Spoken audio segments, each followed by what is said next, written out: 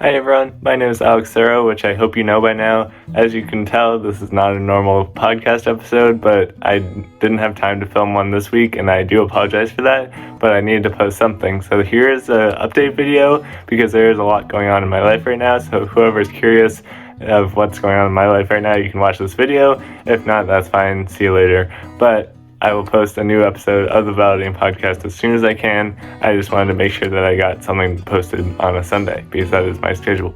So I have 5 updates for you. I'll put the time cards up here. So if you're that kind of person like me who likes to skip to each update and just see what the update is without the explanation, those are there for you.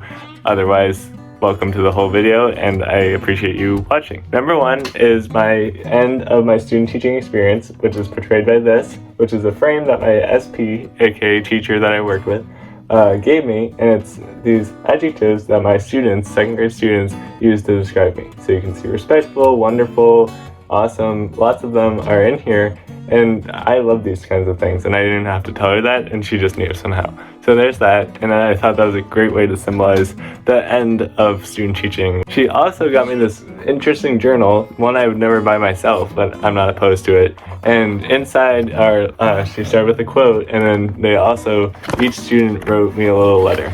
And I think it was heavily inspired by my teacher since they are only second graders, but I appreciate it. And she said, there's plenty of blank pages so you can continue to reflect and to journal like I know you love to do, which I do love to do. So that was very thoughtful of her that she knew who I was and what I like to do and gave me a gift based on that. So that was very kind, and it just, again, concluded a great chapter of my life, and I was able to get her a gift that she seemed to enjoy and involve the children as well, so we got to bond over that. And I really did enjoy the kids and seeing how they work, because I always said that second graders were too young for my liking, and I liked the fourth graders a little bit more because they're more mature and put together, independent.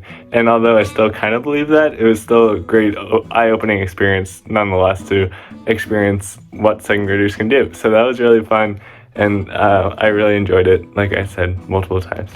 Another thing about student teaching that I wanted to mention was I had to complete a teacher work sample, which, as you can see with this document, it was very long. It was 51 pages full of information of the students' backgrounds, just kind of the contextual factors, which led into my unit plan of assessments and instruction and lessons and so many other factors that I don't want to get into because it was so it was fun to do, and I love teaching, obviously, but reflecting and mapping it all out into one document was a lot of work, and any education major knows that it's a lot of work to do on top of the regular student teaching. My program supervisor, who was the one that graded it, said excellent work.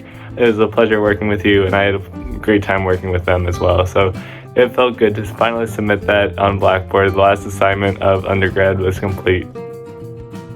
Update number 2, I recently attended a virtual award ceremony for the Education and Social Sciences FSU department.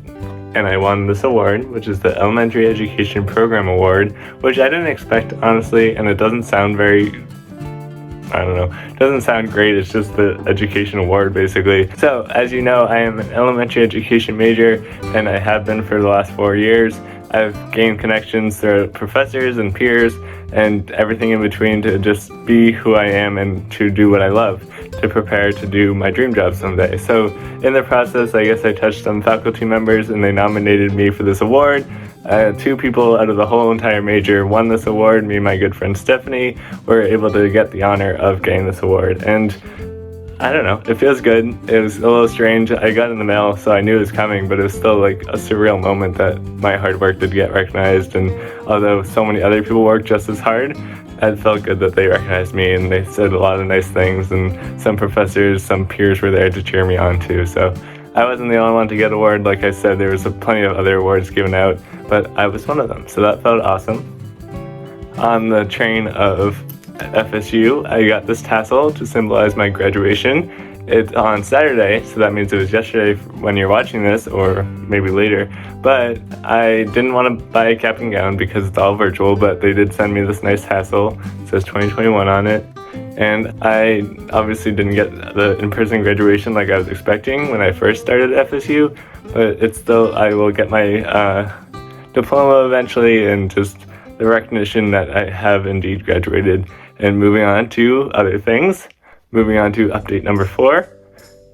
I am starting my graduate school courses on Monday, which is the end of May. I know, right when I graduate from FSU, I take no breaks, I move on to grad school, and I am attending Merrimack College to go to moderate disabilities and study over there.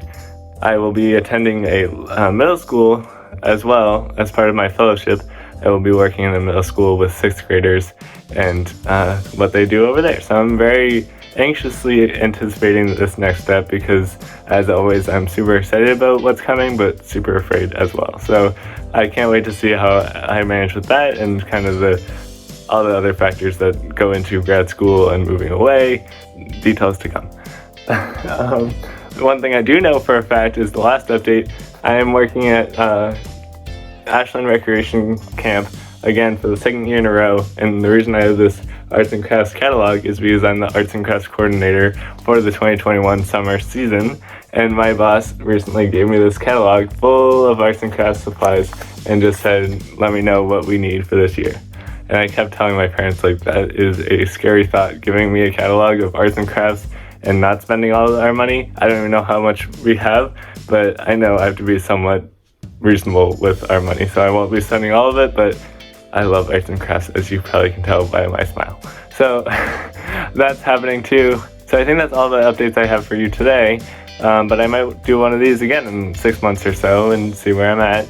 Again, I do apologize for no episode of the Validating Podcast, but I'm sure that you have 1 or 2 or maybe multiple to catch up on. So after this video, go look at my playlist. I have a playlist of all the episodes so far, and you can catch up there. So thank you for watching as always. Stay validating, whatever that means to you, and I will see you soon.